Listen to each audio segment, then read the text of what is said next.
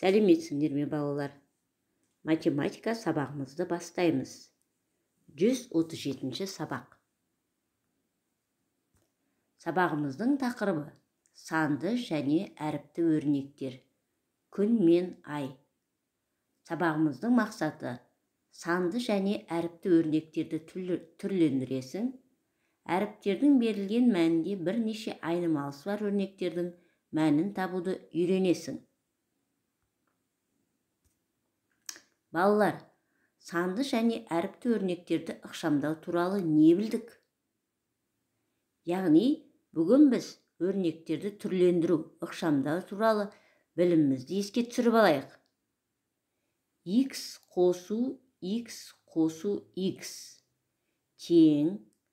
Бұны қалай ықшамдаймыз? Балалар, X-тің құр өзі жазылғанымен, олардың алдындағы бір жасырынып тұрады. Сондықтан мына жерде әр X-тің алдында бірі бар. 3X болғандықтан 3 бір. 1X қосу 1X қосу 1X тең 3X. Енді екінші мысалға қараймыз.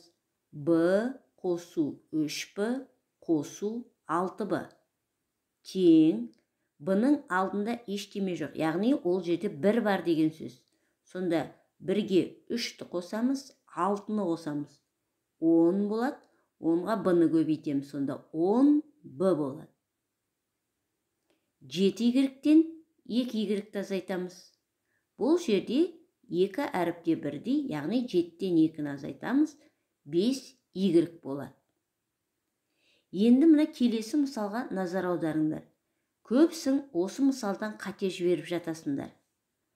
Бұл жерде 3 қосу 4C қосу 5 қосу 2C тең. Енді балалар назар аударайық. Санға санды, әрпі бар санды жеке қосамыз. Мысалы, 3 пен 5-ті қосамыз, ал 4C-ға 2C-ні қосамыз. 3 пен 5-ті қоссақ 8 қосу 6C. Бұл өрнекті одан ары ықшамдауға болмайды. Тура осылай жазамыз. 8 қосу 6C. Енді көбейтуді қалай? Егер көбейтуде қосу сияқты емес. Мысалы, әрпі жоқ болса да, ол сандарды көбейте беруге болады.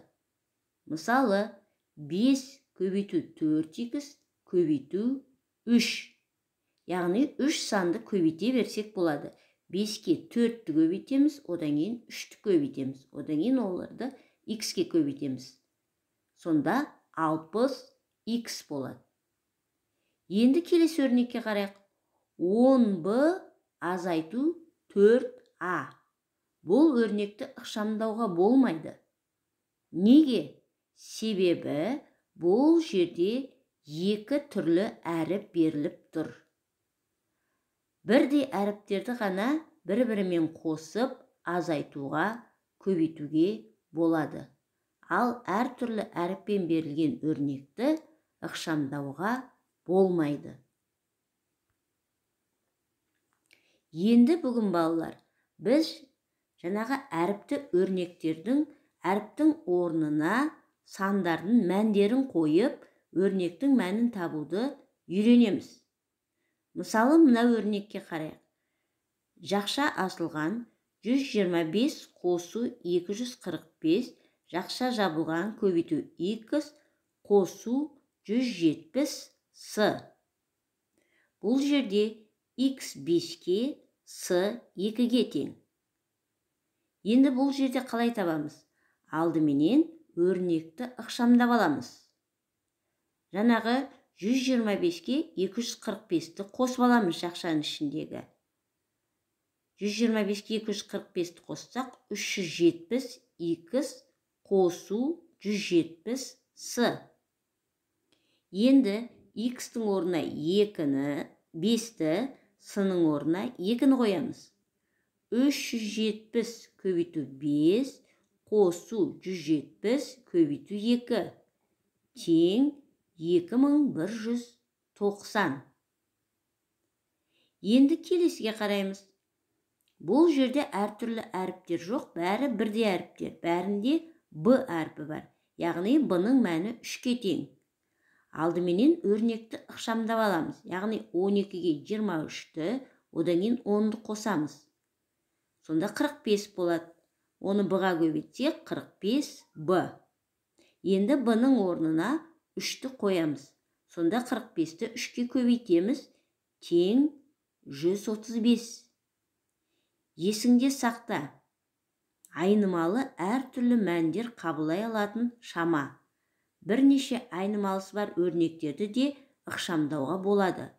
Содан кейін әріптердің берілген мәнінде өрнектің мәнін табу керек.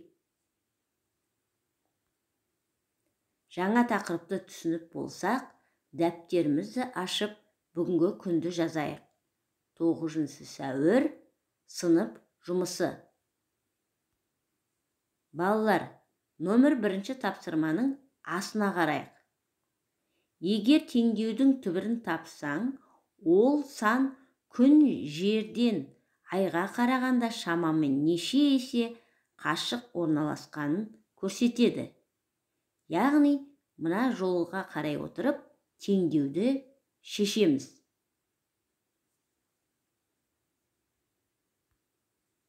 Теңдеуді шешіп болсақ, номер 1 тапсырманың әсіне қараймыз. Берілген деректер мен сызба бойынша есеп құрастыр және шығар. Жерден айға дейінгі арақашықтық 384.403 километр. Ал жерден күнге дейінгі арақашықтық 149.597.887 километр. Енді есеп бойынша теңдеу құр және шеш. Сендердің оқулықтарындағы сызбада мынандай сұрақтар тұр. Қанша километр артық? Яғни, жерден күнге дейінгі қашықтық, жерден айға дейінгі қашықтықтан қанша километр артық? Сонда мынандай теңдеу құрып аламыз. 384.403 қосу 2 тең 149.597.887. Осы теңдеуді шешеміз. Енді балалар, өздік жұмыс. Мен түсіндірген тақырыпқа қарап отырып, 28, 29, 30 беттердегі номер 3, номер 4, номер 6 тапсырмаларды орында. Үйге тапсырма номер 10, 31 бет. Жақсы балалар, сәттілік.